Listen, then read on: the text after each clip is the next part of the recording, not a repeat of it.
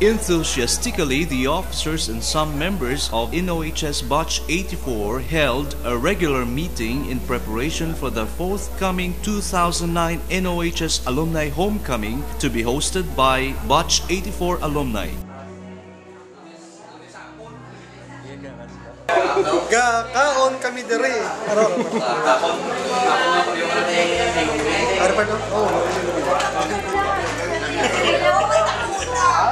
It was their joyful longing to see once again their classmates, schoolmates, and batchmates, and they did also some interviews, and these were all I get from the meeting.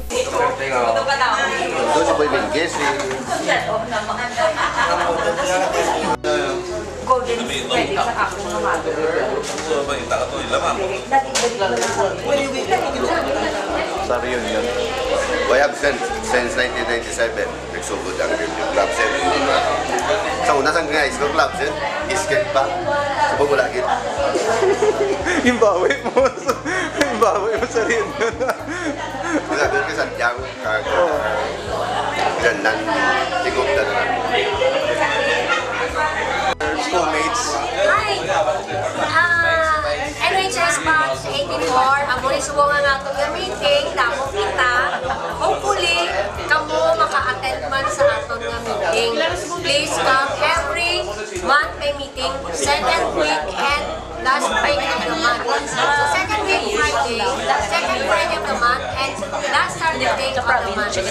See you sa McDo, 6 p.m. every month. And then if they want to email, they can email. And your pledges, please, win it.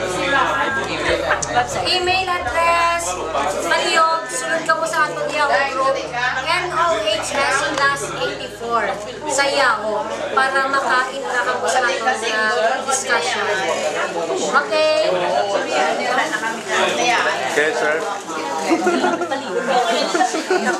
Kung sa diin man kamo na yun sa kalibutan, kamo amon ginaimbita. Your presence and support is highly needed para sa Batch 84. Okay. Okay, sir. Naginambal ni Glenn. Oh my. Amo man na ihambal ko. Pero mas mayugid. Nga ari ka mo di kada meeting. Eh, ako ganit pala absent man, guilty ko. Meeting and this meeting is for the forthcoming reunion. Welcome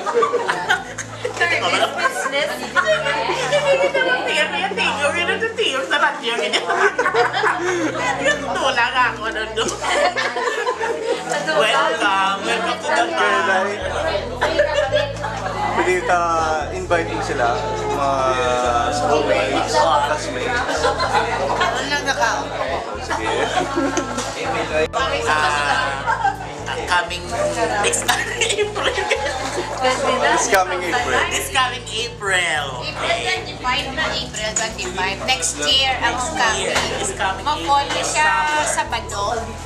So, invite na mo ng tanan na Batch 84 nga sa abroad na sa Pilipinas na magbalik sa Bacolod para makakawitness ang silver anniversary sa isang NOHS. Kinitang host mo. Thank you. Hindi mo sabi 250 per t-shirt times 200 a day. 50,000 na?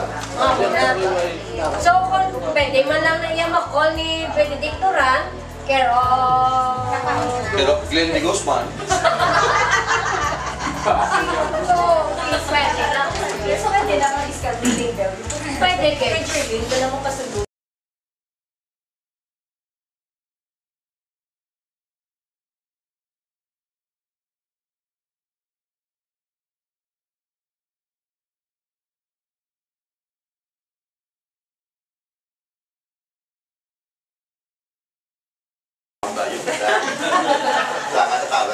Kaya istorya ko si Joy Hidlaw-Sadya. Communicate kami kung po niya.